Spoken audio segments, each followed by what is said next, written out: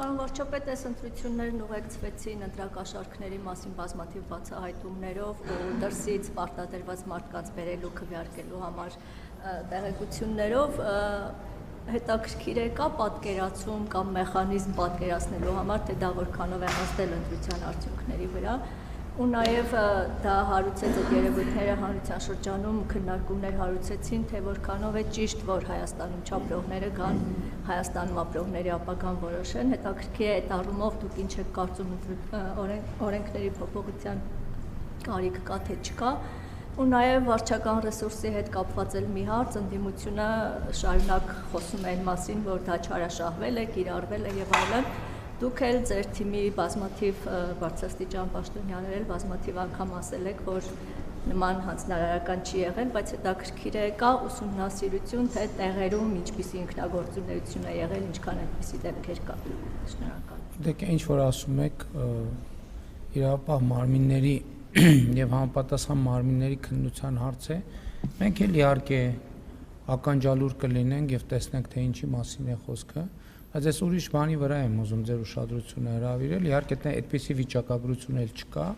բայց ես չեմ կարծում, թե Հայաստանում եղել է երբևէ որևէ նախընտրական process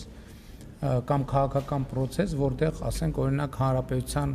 գործող ղեկավարը կամ հանրապես որևէ քաղաքական գործիչ ավելի շատ տեղ է այցելել եւ ավելի շատ ելույթ է ունեցել եւ ավելի շատ մարդկանց հետ է շփվել։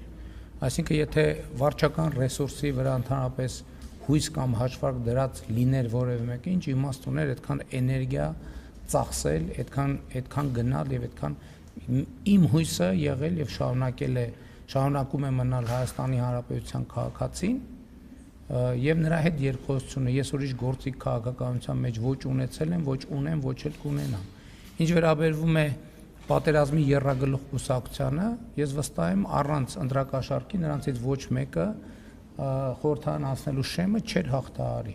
Եվ ես ուզում եմ ասել նաև, որ այստեղ տեղի ունեցածի մեջ նաև դատաիրավական համակարգի պատասխանատվությունն է, որովհետև նախորդ ընտրություններում ընտրակաշառք տվածները ոչ միայն բանտում չեն, այլև այս process-ում էլ շարունակել են իրենց գործունեությունը եւ դատաիրավական համակարգը պետք է հանրությանը պատասխաններ տա։ Եվ հանրությունը պետք է ստանա հստակ պատասխան, ինչի է ֆինանսավորում ընդհանրապես դատաիրավական համակարգը, եթե հանցագործները շարունակում են փողոցներում ոչ միայն պատտվել, այլև իրենց հանցագործությունները շարունակել։ Եվ այս հարցերի պատասխանները ստանալու են։ Օրենսդրական փոփոխությունները հանրային պահանջ կա, ակնհայտ է, որ սահմանվի